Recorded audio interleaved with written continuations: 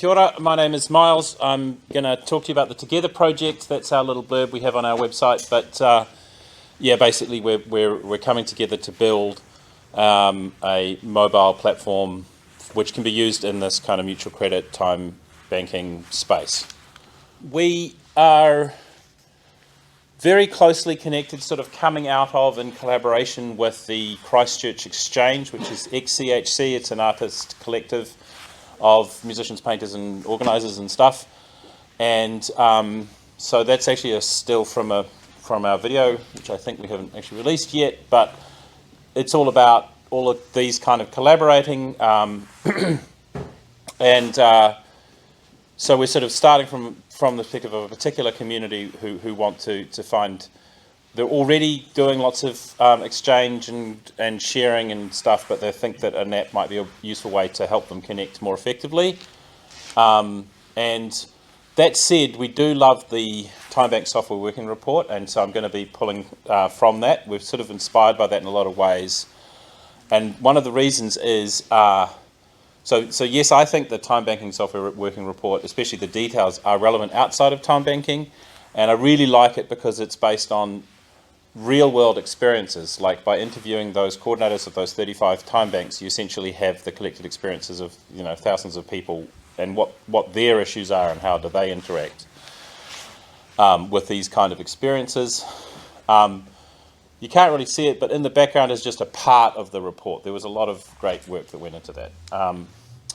So zooming in on some of the most important parts of that particular part of the report, is really these three themes came up a lot. It needs to be easy to use, it needs to be simple.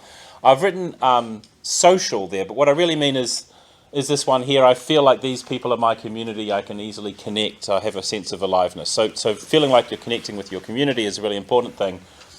As for easy to use and simple, well, a lot of people were complaining the old system that they've been using, which as Malcolm mentioned was Community Weaver, but this is true of a lot of the platforms. They're kind of cluttered, hard to use, complicated.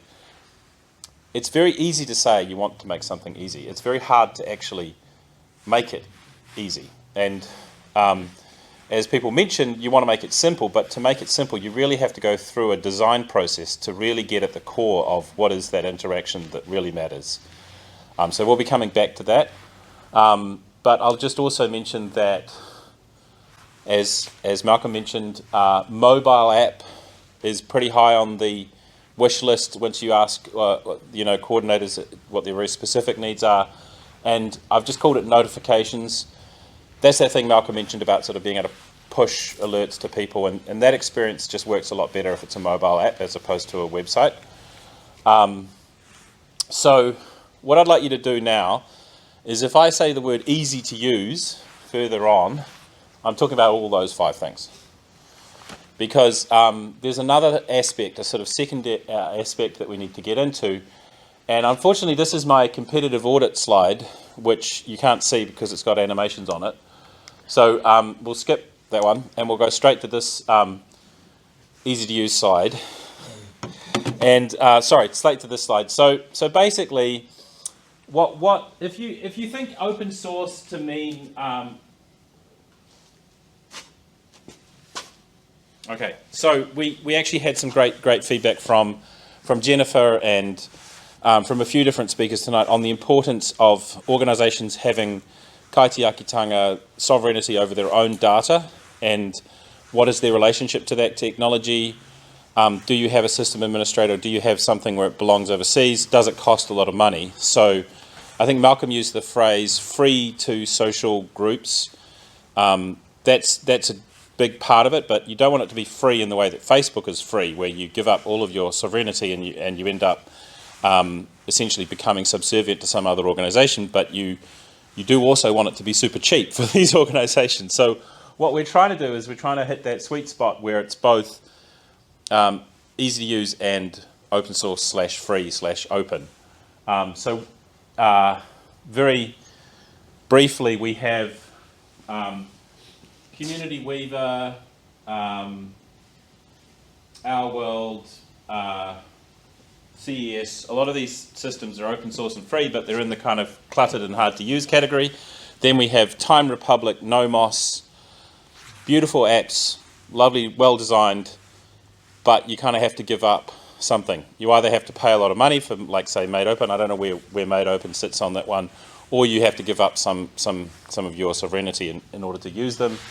And that sweet spot between is where we're trying to get, and we're trying to come at it from the beginning with a we're set up an open collective. We're not looking for funding, so we're just trying. We are looking for.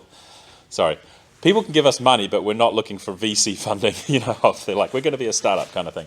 And then we have the third criterion, which is mobile. So in that sweet spot, as Malcolm mentioned, there is Cyclos. Cyclos version 4 is a mobile app. It's closed source, but it is kind of free to community groups. But I don't think it's got that aliveness and that socialness because they haven't. Whatever. Cyclos is our competition, but we're trying to do it again in a slightly more kind of engaging way. So we've come at this from the perspective of people have requests, and then people have acknowledgements, and acknowledgements is where you would say, here's 5 time bank hours to say thank you for that, and requests is where you would say, can anybody help me in the garden this weekend, or whatever. And we've actually done a lot of designs. This is another animated slide that is not animated, but the one on the very right is actually a working app. So that's running on my phone right now, and it's not complete, but it is. You can download it, log in, you can add your skills. So far, that's all you can do. But we're working on the rest. Oh yeah, this is another animation. You can't see the people behind because because there's something in front. Don't pay too much attention to the thing in front. The group of us who were behind got together the other weekend, and we did what's called a design sprint that was led by a designer who's very experienced, sort of Silicon Valley kind of person. She's going to laugh at that. And we went through this design process over the weekend and really nailed down into what do we think is the most important features. What can we take away, essentially, to, they say design is finished when you can't take anything else away. And so that's where we're at right now. We have essentially a clickable prototype, and we have the start of some code. So this is the prototype. It's supposed to be nice and clean and easy to use. And unfortunately, you can't. Again, you can't click through to see it right now. But the real focus in the end is the request. We ended up deciding it's all about the request. So somebody has a request. I'm looking for some help. You click on that, and then you can immediately just put your hand up and say, "I can help," and then you can have a little thread in a conversation. So there's the request, there's the notifications, and then there's the acknowledgement. At the moment, we've actually taken away the currency. There's no currency. That seems like a pretty weird thing to say at an alternative currency conference, but for now, we're just all about the acknowledgement and the request in the community.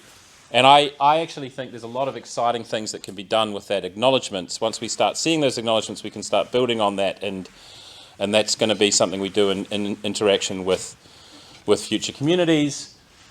So current status, this project kicked off in April 2022. Current status, we have and basically it's almost all been volunteer activity, not entirely. We have a working mobile app, we have a clickable prototype, we have a community who's very keen to do it with us or is helping us build it. And we have, I'd call it active developer designer community. We've done a lot of design recently. If you look at our GitHub, you'll see there was a lot of coding and then stopped for a while. That's because we were doing design. But we're sort of in the middle of doing this. And here's our ask. Putting this out there to everyone in the room, but also to any connections you might have or anybody who sees this online. We're a 100% open source platform. If you want to come and help, you can also adapt it to your needs for your community. As Ben was saying, that's what this kind of distributed open future is about. We're looking for designers, programmers, communities to collaborate with, facilitators who want to organise this use in their community. And why did I put artists? Artists. Oh, I know. Artists are great. That's why. So, yeah, that's basically my talk. Thank you for coming along.